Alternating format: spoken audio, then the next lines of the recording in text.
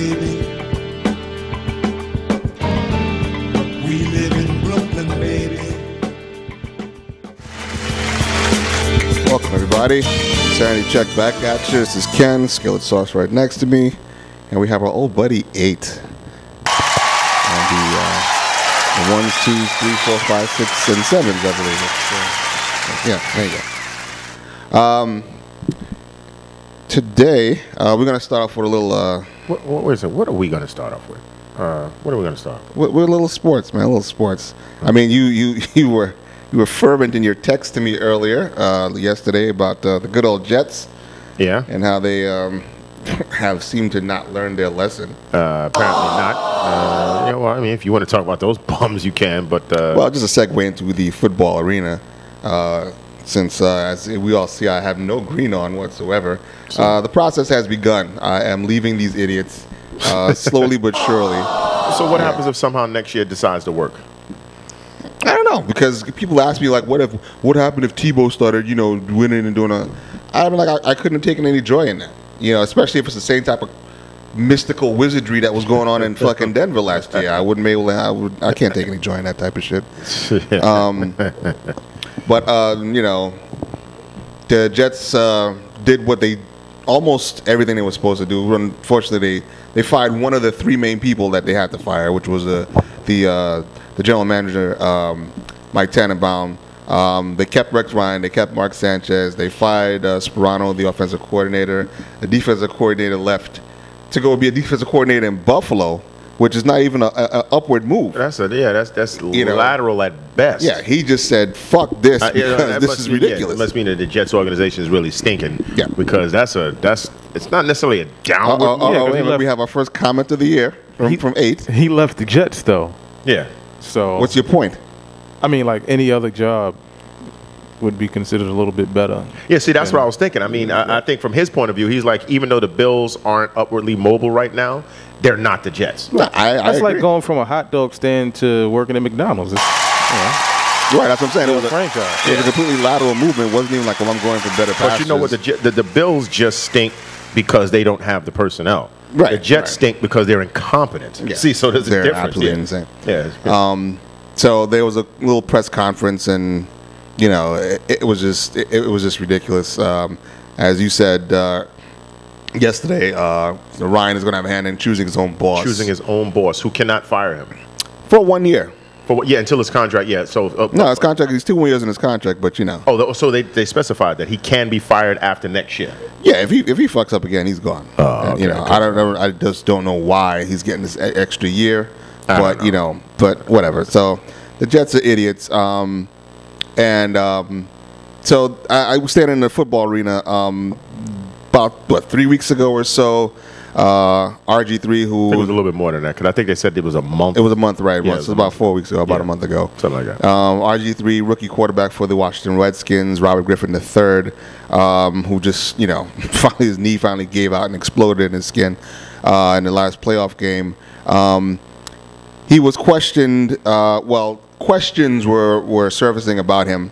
And it came to a head on ESPN's First Take with Stephen A. Smith, Skip Bayless, and Rob Parker. And what's her name, the moderator? Yeah, some chick. I don't know what her name. Somebody, yeah.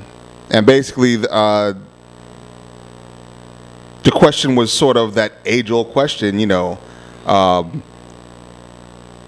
flat out, is Griffin a sellout? That's really what this whole thing is about. In a nutshell, was he, because he came out, basically he came out and said he does not want to be judged as a African-American. No. See, because that was my problem. If he had stayed in the football arena, I would completely understand, because, why can I not just be a quarterback? Now, are you absolutely sure about that? Man, look it up, because I know at one point he did it. Just he said something about quarterback. I'll see if I can get some audio on it. Huh? I'll check it out, see if I can get some audio. Because I believe his latest quote, or his most recent quote, was, "I don't want to be judged as an African American. I don't want my accomplishments being judged on me being African American," or something like that. Okay. So he didn't specify anything football related. So that was the only thing I was like, well, I don't quite understand, where he's coming from, but. But yeah, if you can get that exact quote. But either way, Yeah. that's what facilitated this conversation. Right. Which was posed to Rob Parker. Well, it was posed to all of them, but Rob Parker was the first one to answer. Right. And luckily for him, luckily for Stephen A., he let Rob Parker answer first. Well, not to say that he would have said anything different than what he already said, but well, we're going to give you right now the crux of Parker's answer to this question. But for me, personally, just me, this throws up a red flag when I keep hearing, and I don't know who's asking the questions, but we've heard a couple of times now of a black guy kind of distancing himself away from black people. Okay. I understand the whole story of, I just want to be the best. Nobody's out on the field saying to themselves, I want to be the best black quarterback. You're just playing football, right? You just want to be the best. You want to throw the most touchdowns and have the most yards and win the most games. Nobody is doing that. But time and time we keep hearing this, so it just makes me wonder deeper about him. And I talked to some people down in Washington, D.C., and my question, honest... Friends of yours, right? Friends of mine, right? Who are around and in some of the press conferences, people I've known for a long time. But my question, which is just a straight, honest question, is he a brother or is he a cornball brother? What does that mean? Yeah, explain that. Well, he's not really. Okay, he's black, he kind of does the thing, but he's not really down with the cause. He's not one of us. He's kind of black, he's in the, but he's not really like the guy you really want to hang out with because he's off to something else. Why is that your question? Well, because that's just how I want to find out about him. I don't know because I keep hearing these things. We all know he has a white fiance, and there was all this talk about he's a Republican, which there's no information at all. I'm just trying to dig deeper into why he has an issue, because we did find out with Tiger Woods. Tiger Woods was like, I got black skin, but don't call me black. So people got a little wondered about Tiger Woods early on about him. What do you argue? So there you have it. Those are Rob Parker's comments that basically got him fired from his job at ESPN. And from what they say, when people get fired from ESPN, they never return. Yeah, usually that's it. Right. I'm pretty sure with his credentials, I understand he was the guy that actually brought Stephen A. along when Stephen A. was young in the business. Mm-hmm. So I'm pretty sure he'll rebound and get a gig somewhere else. But as far as what he said, see, this is another one of those situations where we have a culture in this country. I can't speak on any other country because I'm not, I don't watch enough of their programming or their news or their sportscasting or anything like that, where we're told to say the right things, but not necessarily say what you feel to be the truth or what is the truth to you. I mean, because there's a lot of questions that you can answer. My perfect example, as far as if you want to keep it in the sports world, why did you lose the game today? And if your quarterback threw 20 interceptions, fumbled 15 times, and ran the other way into the other guy's end zone, you can't say because our quarterback messed up. You have to say, well, we didn't play better, we have to execute better, when everyone and their mama knows one guy that basically sabotaged the team. But if you say that, you're labeled as a terrible person and you're bad, you're throwing guys under the bus, and you're not a team player. In this particular situation, the way I remember his comment, Robert Griffin's comment, I was like, well, it almost seems like in some guys' minds, and it might rightly be the case, I could attest to that in other situations, where maybe the perception of being black, like if you're a black filmmaker, you get certain types of stories pushed your way and pushed across your desk, and most people would like to just be a filmmaker, so you won't have to, you won't just be relegated to doing, what's that, why did she say that, or think like a woman, whatever the fuck, whatever the black genre is supposed to be. And I understand he probably feels that he wants to just be judged and accepted as a person, but the reality of life is we're always judged by something other than our pure accomplishments. Women are judged in certain situations. And you're a woman, so no matter what you're saying, you're a woman. What do you mean? I'm using the same words that you're using, but I'm a woman. And we can go all the way down the line. So for Robert to have actually said what he said, I would raise questions, because you always see somebody you think he's going to be like a Carlton from the Fresh Prince. The whole thing about Carlton, And his character was a quote-unquote so-called sellout, an Oreo, you know, black on the outside, some other color on the inside, blah, blah, blah, blah, blah. And that is something that has been spoken about, but you just can't say it on television because that's too much truth for what you're trying to do. And not to mention, now you heard this, the problem and the reason why, in my opinion, and apparently in Rob Parker's opinion, because he actually had a bit of a, not a rebuttal, but he expressed that, again, the ESPN producers, it's a show. You know, you don't go on a show every day and just ramble on shit off the top of your head. This was a produced show. The producers knew, according to Rob Parker, where this was going. He knew what they were going to be talking about. I mean, they knew what he was going to be talking about, and they let it go. As a lot of people say that one of the reasons that he got fired is because they ran that clip several times that day on ESPN and didn't edit anything out, which, you know, the inappropriate parts, because that's what ESPN finally said when they fired Rob Parker, was that his comments were inappropriate. They were so inappropriate, we just had to play it 5 fucking times that day. Not only that, but the whole thing is, and there's this scumbag called Larry Brown, and this is not Larry Brown who was the coach of the Pistons for those championships. This is some guy who has this thing called Larry Brown What are you Sports. talking about? Larry Brown was never the coach of the Pistons? Of course he was, sir. I mean, for the championships? Yeah. You're looking, we're talking about the Chauncey Billup, Ben Wallace. Oh, those. I was thinking of Dantley. Oh, are you talking about the okay, yeah. I'm sorry. I'm thinking of the first ones. Yeah, the first Pistons, Isaiah Thomas Pistons. Okay. You're talking about the nappy head Afro Ben Wallace and Chauncey Billups to do with the goggles. Right. Yeah. You're talking about for those Pistons was the late great what's this guy's name? Adrian. No. He passed away. Yeah, he just passed away. Short haircut. I can't remember. Daly. Yeah, Chuck Daly. Chuck Daly. Yeah, that's what I was thinking about. Yeah, you're right though. Yeah. So yeah, Larry Brown. Again, not him. Some cat named Larry Brown. He worked for Fox News and da. Now he has Larry Brown Sports, which is a sports website. And this guy actually said, because I mean, he was not only was he disgusted and offended by Rob Parker's comments, but when Parker didn't fucking cower and back down and tuck his tail between his legs and actually stood by what he fucking said, even though he was trying to explain it clearly to people who can't fucking hear, you know, he was even more discouraged by that. I mean, disgusted by that. And he actually said, because Parker said, well, you know, this is one of the things that happens when you have such a popular show. And the next line in the article was this guy, Larry Brown, saying, and that's exactly why this show needs to be discontinued. What? Yeah. This is why I had to fucking write in. I had to write it. I was like, you're a disgrace to journalism, to media, to fucking freedom of speech, all that shit. The show needs to be discontinued because this guy of had that. a contrary viewpoint to what they wanted. I mean, I guess contrary that everyone heard because it's a popular show.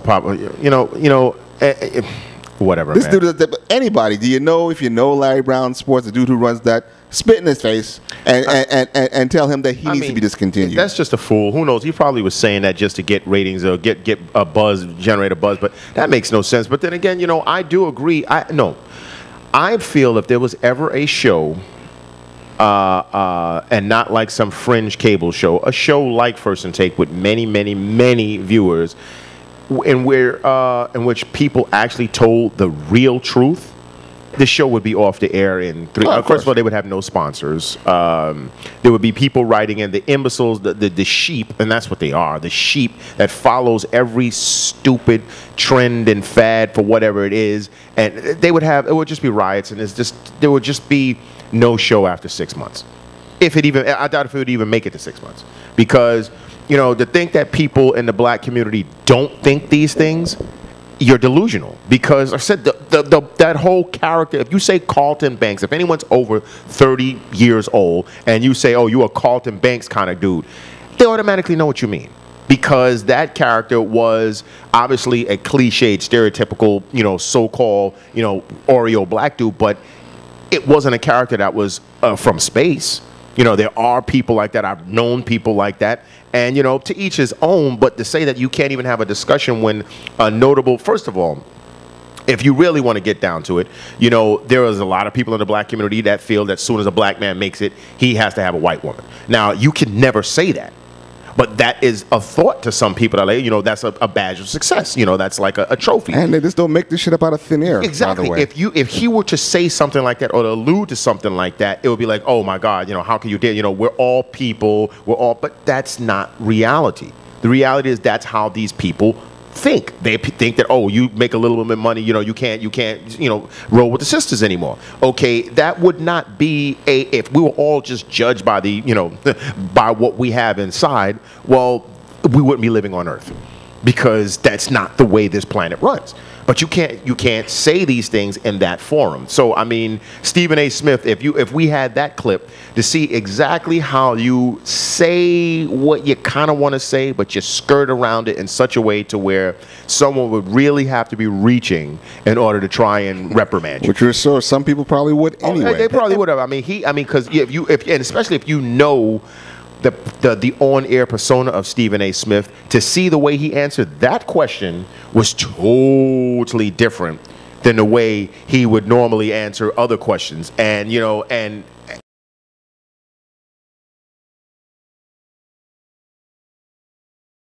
what I would say to you is that the comments that he made are fairly predictable. I think it's something that he may feel, but it's also a concerted effort to appease the masses to some degree, which I'm finding relatively irritating, because I don't believe that the black athlete has any responsibility whatsoever to have to do such things. Let me say this clearly. There is absolutely, I don't know of anybody who goes into something trying to be the best black anything. But so we understand that. That's a given.